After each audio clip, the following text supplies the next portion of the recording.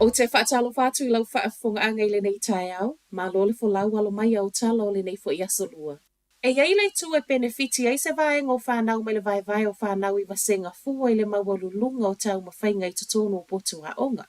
Peitai, I le au te lenga, e le o manui ai le to o tele, ma o le tala whaanoa noa o whanau Maori ma Pasifika, lea olo o a fia ai.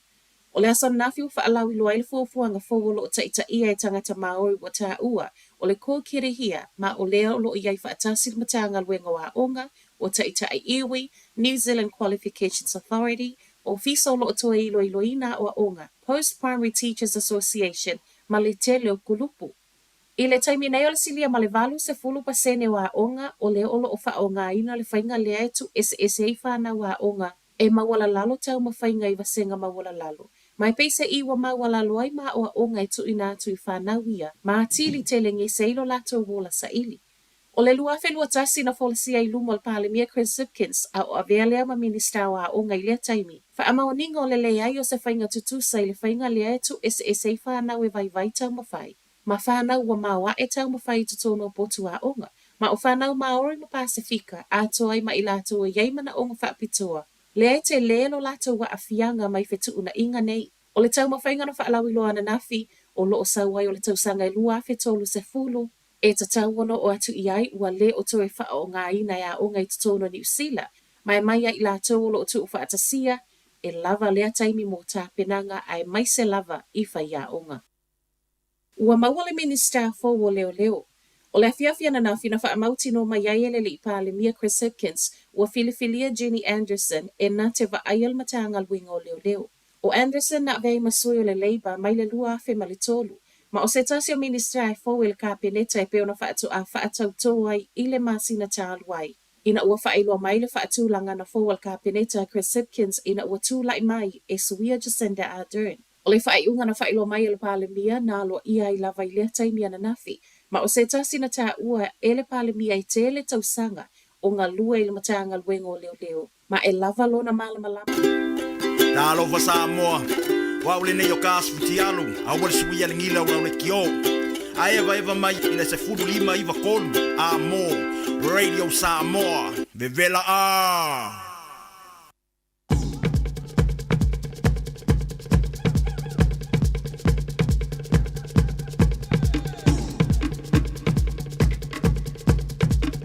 E whaatalo whātu telefono Radio Samoa I nei fo I tai au, alo mai o talo le solulu.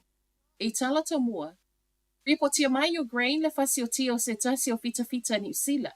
O le whaamauninga lea mai le so upo le matanga luenga o le vai I whafo ma whiwhaatea wa inga I le afiafia na nafi, ma e whaapea oni reporti e le I aloa ia ni whaamauninga.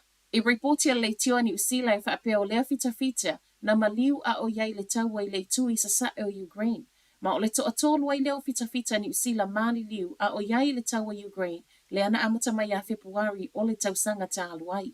E tu ufa antasia talo o tai au, o lo o talia pea se atoanga o le nei reporti mai le matanga luenga. Wa iai le popo lengo le a fia o uta container fela ua I tatonu o New Zealand, I le mai asau o le whaai unga le kampani tele le mask, o le a whaamuta I le masina fōwana au nanga o tā ua, o le Coastal Connect. O le Coastal Connect o le au nanga o lo o whiwa I eiva ala o loa e lua le mask, I le vao wafui au Kilani, Tauranga, Timaru, Nelson, Maliroton, I Vaiaso Taitasi. Ma o se au nanga whaato a mata I le masino Iulai o le tausanga tālu ai. O lo o fesoa soa ni telelea I le ngata I tangata whaatau, a o pisinisi ma le maketi o fe whaatau wa inga. O le afo I o lo o maua I ngā luenga le tusa ma le ono se fulu tangata kiwi. Peitai, o le whaamawai ma iei o le kamupani fe avea I container mai le maketi New Zealand.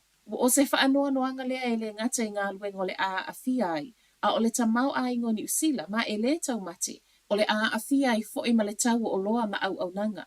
O lea ele I atoa se tau sanga a ua toe wha ma amulu le kampani tele le mask, ma ua whai mai ai e le wha apea ua mafua ono le tau ma whai a paketi tupe a le kampani peita ai, o le naunau ta inga ia wha ale leia atili au nanga a na paanga. O au nanga ele o toe ma mau wha amuta I tutono New Zealand, o le asuia lea I whela ua inga o containers I le vao New Zealand ma au se tālia.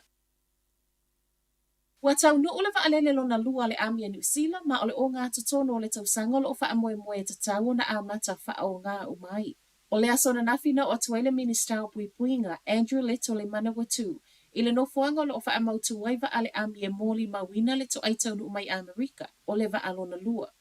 O waalele na ia whana whaatau e le malo i le tausaga e lua fesfuluiva i le tau e lua tesi tolu biliona e sui tūlanga i isi waalele le ami tuai e ono. O waalele ne o le awha o ngai taimi o whaalawalawe whaafuasei o ngā luenga fesoasoani, whaapea puipuinga. O le isi lua o loo whaatali tau nu umai e le i awha le tausanga ma amata whele leia i loa mai le aso mua mua i ulai. O waalele fo wa au mai e whaapea e sawa sawa atu na i lo wa atuai toe whaamoe moina. Tāpunia whaafuasei se tasiwa o ngā tūlanga lua i au kilani ana nafi ono le sauningo le maliu o le sui o le kengi. O le ua whaamauti no mai e leo leo e le isi tu e whaapopole nai, ma o le lockdown fo isa iaila o ngā St. John the Evangelist Catholic School i Otara. O se whaai unga na whaia lava i le a onga i le lata i le tū ua o le a onga ona o le popolenga i le saunga le mua whanau. O le lata i le tūlai tolu na whaatonu ina i le a onga mātua e tūsara le tāpuni o le a onga. Ona o lo poloka e sui o kengi le nofoanga e piki mai ai whanau. O lea fo i mo whaamauti no mai e leo leo na o atu i le ofisa ma o lea fo ina tali atu i reporti o le whaatupu vevesi na tūla i mai o Tara Road i le awa uli ana nafi. E le isa tala tele mai lea o ngai tūsa ma reporti o le staff, ai mai leo leo e le ito e iai nisi reporti e whaapopole i nai mātua ma whanau. Ma tala moli moli, a o onga mai le fale nisi o whanau a onga le kolisi o matamata i Waikato ana nafi, ona o le lava o whaia onga.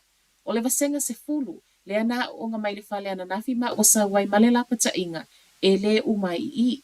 Ai mai le asosio whaia onga, e le na o le pauleo le kolisi o lo uti ai whaia onga. I le email le kolisi na ave i mātua o lo ta uai, ona o le mamai o nisi o whaia onga, o nisi o lo ave aso livi, whaapei ma nisi o polkala me whaia i tua lea onga o lo awai isi whaia onga. O le mafua anga lea o le suia wa onga e whaia online.